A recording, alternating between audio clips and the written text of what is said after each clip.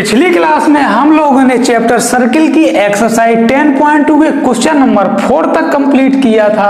आइए आज की इस क्लास में हम इसके क्वेश्चन नंबर 5 के साथ इसकी शुरुआत करते हैं। तो इसे ध्यान से देखिए, ध्यान से सुनिए और ध्यान से समझिए। शुरू करते हैं इसका सॉल्यूशन, जो कि बिल्कुल ही हलवा है। क्या है? हलवा है। चम्मच लगाइए और खा जाइए। सबसे पहले इसके क्वेश्चन को समझते हैं। इसके क्वेश्चन में कहा गया है prove that the perpendicular at the point of contact to the tangent to a circle passes through the centre. मतलब इसका मतलब ये है, इसमें कहा गया है किसी सर्किल की टेंजेंट पर जो परपेंडिकुलर ड्रॉ किया जाता है वो सेंटर से होकर जाता है। इसमें ये हमें प्रूव करना है। तो इसके लिए थोड़ा अजीब सा प्रूव करना है, इसमें थोड़ा अटपटा सा प्रूव है। तो इसके लिए हम मान लेते हैं कि इस पर कोई दूसरा पॉइंट x है, तो x से p हमने दूसरा एक परपेंडिकुलर डाला है जो कि सेंटर से होकर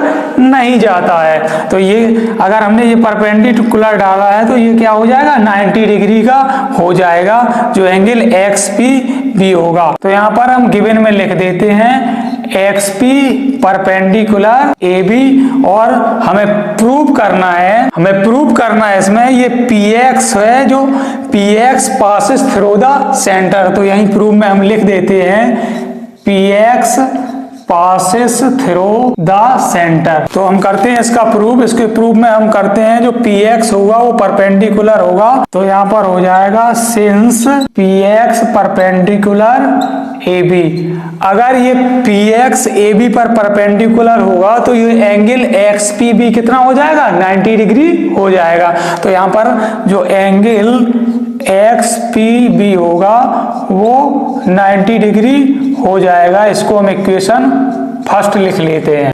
और यहाँ पर ऑल्सो OP है वो परपेंडिकुलर है AB पर। ये कैसे है? OP AB पर परपेंडिकुलर कैसे है? Radius perpendicular on tangent. इस रीजन से ये जो OP है ये AB पर परपेंडिकुलर है। तो इसका रीजन हम लिख देते हैं रेडियस परपेंडिकुलर ऑन टेंजेंट। अगर OP टेंजेंट AB पर परपेंडिकुलर है तो ये एंगल OPB कितना हो जाएगा? 90 डिग्री हो जाएगा। तो यहाँ पर हम लिखते हैं angle OPB is equal to 90 degree.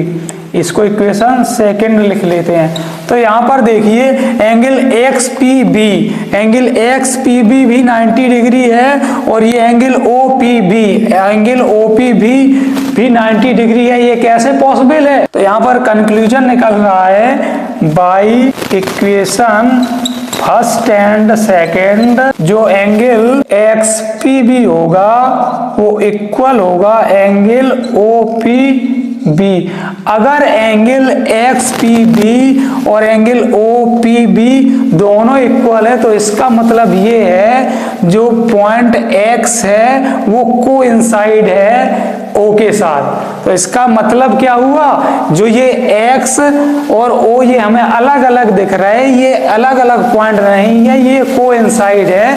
इसका मतलब ये एक ही पॉइंट है। तो यहाँ पर हम लिखते हैं point X coincides with O। जो पॉइंट X होगा वो O के साथ कोइंसाइड होगा। देखने पर हमें लग रहा है कि ये X है और O है, ये अलग अलग पॉइंट है, लेकिन जो रियलिटी है वो कुछ और ही है। वो क्या है? ये जो पॉइंट X है और पॉइंट O है ये एक ही पॉइंट है। अगर ये पॉइंट X और पॉइंट O एक ही पॉइंट है, देयरफॉर हम कह सकते हैं PX पासिस थ्रू सेंटर। तो इस रीजन से हम कह सकते हैं PX पासिस थ्रू सेंटर। तो यही इसमें हमें प्रूव करना था। तो यहाँ पर एक लाइन और हम लिख लेते हैं। इसमें जो यहाँ पर ये जो लाइन दी गई है इसको हम यहाँ पर लिख देते हैं। इसके लास्ट में क्या लिख देंगे? यहाँ पर हम लिख देंगे perpendicular at the point of contact to the tangent passes through the